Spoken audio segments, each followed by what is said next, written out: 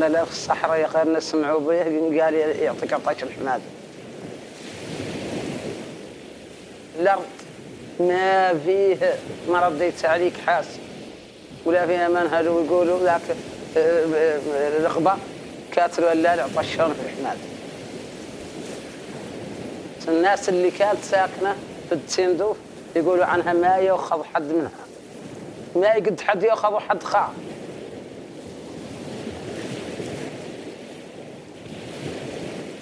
لا يموت شم ما عنده بل منين يصد. إلى أن جاء الحمد لله الشعب الصحراوي عاد الماء.